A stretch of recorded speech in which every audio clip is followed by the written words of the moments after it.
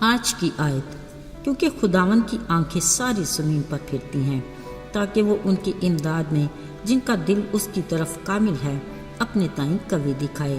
دوسری تواریخ 16 باب 9 آیت۔ عزیزو، کیا میں خوبصورت نہیں ہوں یا پھر مجھ میں پڑا کعوہ مزے کا نہیں؟ وہ بڑی اداسی سے بولی۔ آج گھر میں دعوت تھی۔ کھانے کے بعد معزز مہمانوں کے لیے روایتی قہوے کا خاص انتظام کیا گیا تھا۔ باذوق میزبان نے رنگ برنگی چھوٹی بڑی پیالیوں کا انتخاب کیا، ان میں ایک میں بھی تھی۔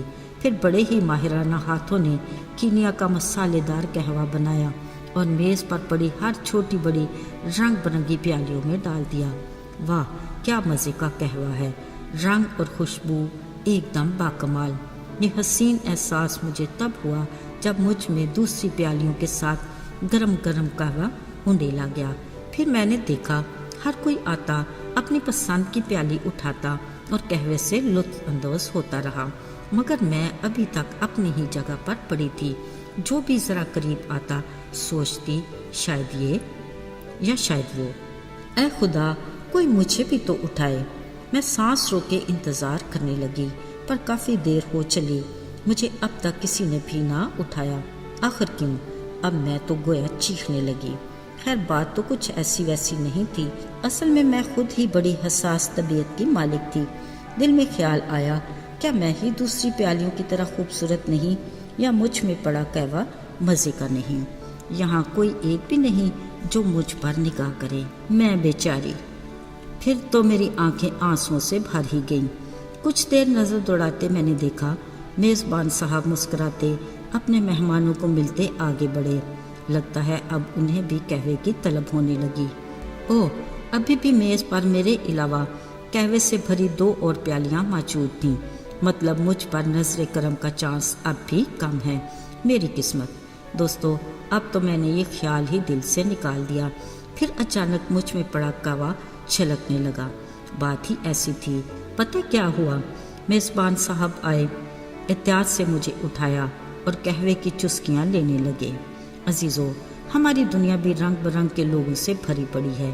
یہ وہ انسان ہے جسے خالق خدا نے بڑے ہی پیار سے اپنی صورت و شبیہ پر اپنے ہاتھوں سے بنایا۔ یہ اونچ نیچ، امیری غریبی، چھوٹا بڑا، یہ سب کچھ میں، میری اور میرا کی پیداوار ہے۔ پر یاد رہے، اس سارے انتشار اور بگاڑ کی بنیادی وجہ گناہ ہے۔ گناہ ہی کے باعث انسانی تخلیق برباد ہوئی اور زندگی میں دکھ اور موت شامل ہوئے۔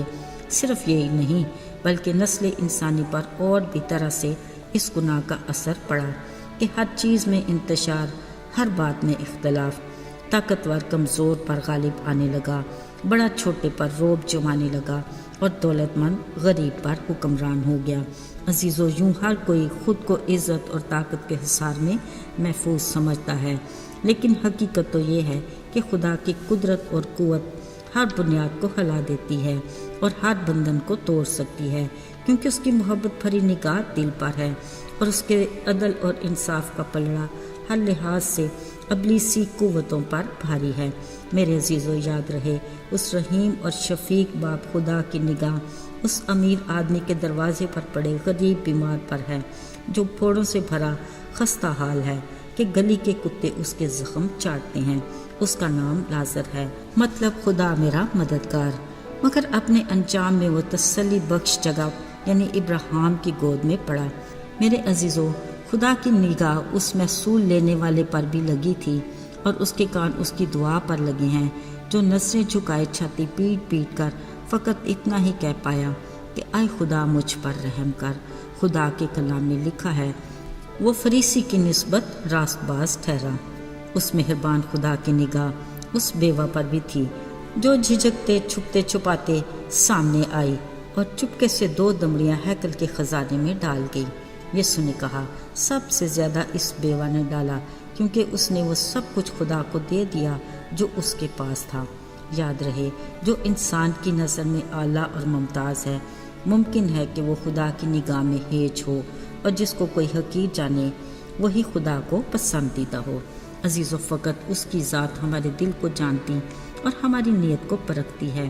ذرا سوچئے، بلند و بالا آسمانوں پر رہنے والا خدا کس قدر خاکسار کا خیال رکھتا ہے۔ یہی اس کا خاصہ ہے۔